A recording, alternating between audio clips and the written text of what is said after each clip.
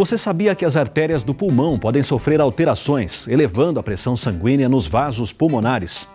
É isso mesmo. Hoje o Saúde em Prática vai falar da hipertensão pulmonar, uma doença rara, pouco diagnosticada e com alta mortalidade. Vamos conhecer mais sobre a hipertensão pulmonar no Saúde em Prática, que começa agora.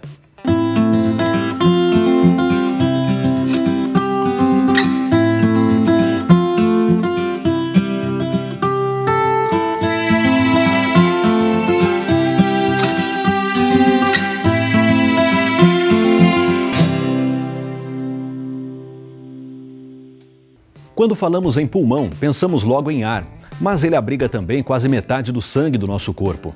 Os pulmões são responsáveis pela oxigenação do sangue e a eliminação do gás carbônico. Quando as artérias do pulmão ficam muito estreitas, o transporte do sangue fica prejudicado, levando ao aumento da pressão arterial pulmonar.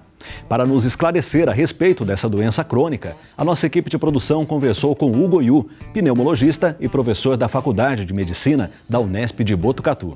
Hipertensão arterial sistêmica é uma condição clínica causada por diversos fatores, mas fundamentalmente você consegue mensurar essa hipertensão arterial sistêmica usando o manômetro, popularmente conhecido como aparelho de pressão.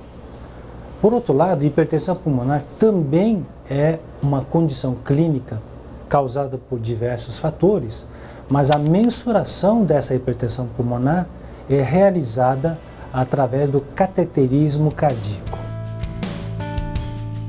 É uma doença considerada rara, mas grave.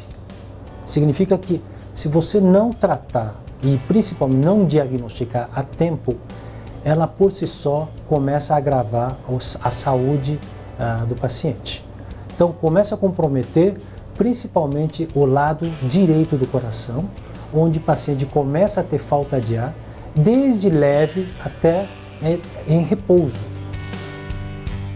A incidência de hipertensão pulmonar no Brasil, nós não temos dados oficiais ainda no Brasil, mas extrapolando os dados do exterior, americanos e principalmente europeus, a gente acredita que tenhamos 15 casos por 1 milhão de habitantes adultos.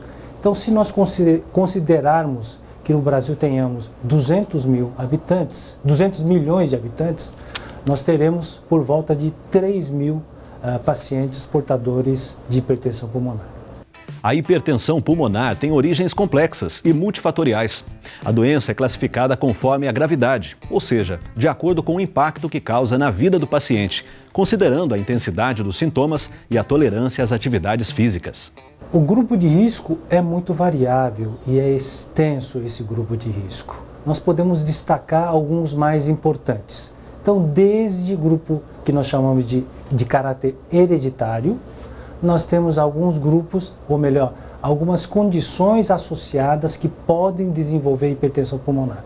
Por exemplo, portadores de alguma doença cardíaca congênita podem desenvolver. Portadores de esquistossomose no Brasil, é com muita frequência. Portadores de vírus do HIV podem desenvolver. E portadores de algumas doenças reumatológicas, por exemplo, lúpus eritematoso, esclerose sistêmica ou esclerodermia, artrite reumatoide e pacientes que têm alguma doença pulmonar, por exemplo, enfisema ou doença pulmonar intersticial, mais popularmente conhecida como fibrose, também podem desenvolver hipertensão pulmonar, e também aqueles pacientes que têm embolia pulmonar, que é o coágulo de sangue que nós estamos vendo por aqui, né? Que esse coágulo é capaz, inclusive, também gerar a hipertensão pulmonar. Então, existem vários fatores que podem desencadear hipertensão pulmonar.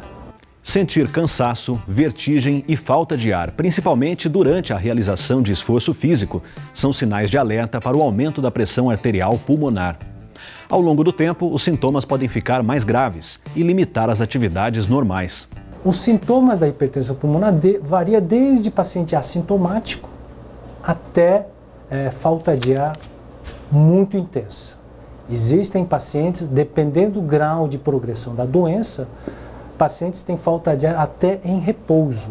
Então isso seria o caso mais grave. Outros sintomas, você pode ter dor no peito, dor torácica, né? Escarros com sangue e muitas vezes pacientes apresentam cianose, mais popularmente conhecido como rouxidão das extremidades dos dedos, dos lábios e da ponta do nariz. A hipertensão pulmonar na fase bem inicial, embora o paciente possa ter pressão da artéria pulmonar elevada, se esta pressão da artéria pulmonar elevada ainda não comprometeu o ventrículo direito, ou seja, o lado direito do coração, que está diretamente relacionado, ligado à pressão da artéria pulmonar, se isso ainda não está tão comprometido, o paciente pode ficar assintomático. Então, o grau de sintoma depende muito do acometimento do lado direito do coração. Saúde em Prática vai para um breve intervalo e no próximo bloco você confere como é feito o diagnóstico e o tratamento da hipertensão pulmonar. É daqui a pouco no Saúde em Prática.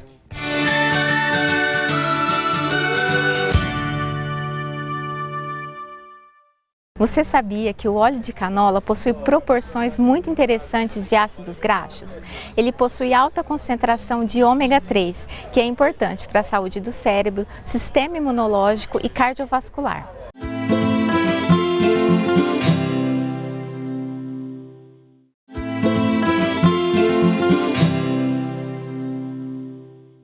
Estamos de volta com Saúde em Prática, hoje tratando da hipertensão pulmonar, uma doença que afeta a pressão das artérias do pulmão.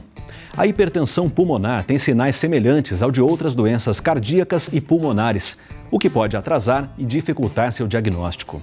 Do início dos sintomas até a descoberta costuma passar mais de um ano. Frequentemente, a doença só é diagnosticada após a exclusão de outras patologias e quando atinge um grau avançado. Para saber mais sobre a hipertensão pulmonar, a nossa equipe de produção foi até a Faculdade de Medicina da Unesp de Botucatu para conversar com o pneumologista Hugo Yu. Vamos ver. O diagnóstico de hipertensão pulmonar é feito primeiro pela história do paciente. A história do paciente é fundamental. Entretanto, a falta de ar, que é o sintoma mais importante dos portadores de hipertensão pulmonar, também é comum entre outras doenças cardíacas e pulmonares também. Então, se não é uma doença diretamente relacionada com uma falência do coração ou alguma doença que esteja relacionada, por exemplo, como asma, enfisema, bronquiectasia, que é uma outra doença, ou pneumonia de um modo geral, e paciente tem falta de ar que apareceu do nada e muitas vezes é progressiva, a gente tem que pensar, entre outros diagnósticos diferenciais, uma delas necessariamente precisa ser hipertensão pulmonar. Bom, os pacientes que têm sintomas sugestivos de hipertensão pulmonar, para a gente fazer, digamos, uma triagem, a gente precisa que esse paciente realize um exame chamado ecocardiografia, que é ultrassom do coração. Se nesse ultrassom do coração ele estiver sugestivo de portador de hipertensão pulmonar, aí o diagnóstico é feito de uma forma definitiva através de cateterismo cardíaco. A hipertensão pulmonar não tem cura. Contudo, os tratamentos existentes podem levar a bons resultados no controle dos sintomas e na prevenção de danos aos pulmões. Se não tratada, a doença pode evoluir para problemas de saúde mais graves. Primeira coisa, para portador de hipertensão pulmonar, o tratamento não é realizado e não é recomendável que o paciente faça o acompanhamento e tratamento exclusivamente no consultório particular.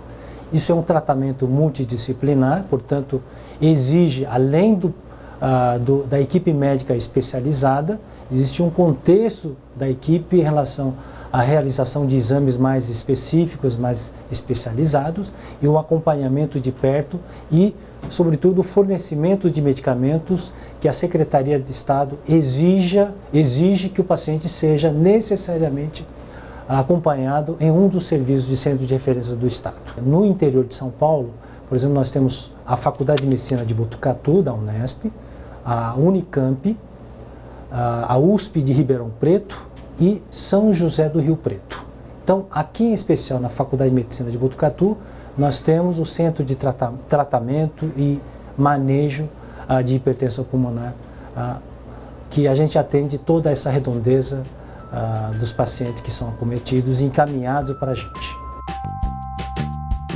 Nós temos alguns tratamentos que nós chamamos de tratamentos medicamentosos. Então, dependendo da condição associada à hipertensão pulmonar, nós damos medicamentos para anticoagular o sangue, nós damos medicamento para fortalecer o batimento cardíaco do indivíduo e, às vezes, nós damos medicamento também para diminuir o inchaço dos pacientes, que é muito comum em portadores de hipertensão pulmonar.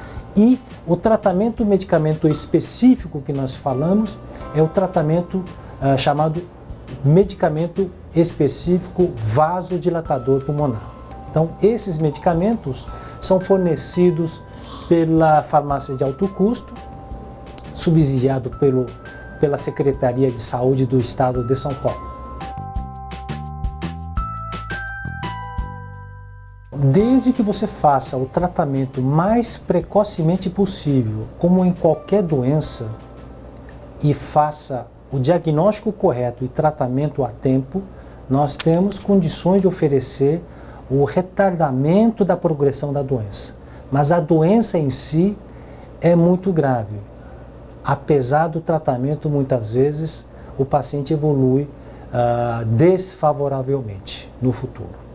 Então, quanto mais cedo, mais precocemente for diagnosticada, melhor prognóstico terá esse paciente. O apoio da família é sempre importante, até porque muitas vezes o paciente ele depende do auxílio de membros da família para a locomoção, para fazer pequenas atividades, mesmo as necessidades pessoais. Isso necessita muito a compreensão e sempre o apoio dos familiares. A elevação da pressão sanguínea nos vasos pulmonares requer algumas mudanças nos hábitos de vida. Deixar de fumar é uma delas. Vamos conferir algumas medidas que podem melhorar a qualidade de vida do paciente. É hora do Opção Saudável.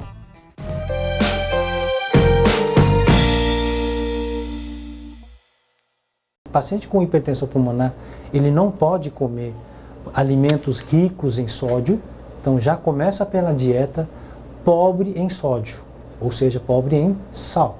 O exercício físico para portadores de hipertensão pulmonar não pode significar uma tortura, e sim uma coisa prazerosa. Então, tem que fazer exercício físico sim, mas sempre adaptado e condicionado à sua capacidade física. Então, mesmo que seja para dar uma volta no quarteirão ou meia volta no quarteirão, isso não pode significar uma coisa muito pesada, tem que ser uma coisa prazerosa. Aí sim, vale a pena sempre fazer atividade física, porque a atividade física requer o fluxo dinâmico da corrente sanguínea e transporte melhor do oxigênio através da corrente sanguínea pelo corpo todo. Sempre digo que vida saudável é dieta saudável, uma boa hidratação, não exagerada. Em hipertensão pulmonar, a hidratação oral exagerada é prejudicial e se houver necessidade, muitas vezes o paciente precisará usar oxigênio domiciliar. Saúde em Prática fica por aqui. Você aí de casa pode rever esse programa e todos os já exibidos em nosso site. A gente se encontra na semana que vem. Tchau, tchau.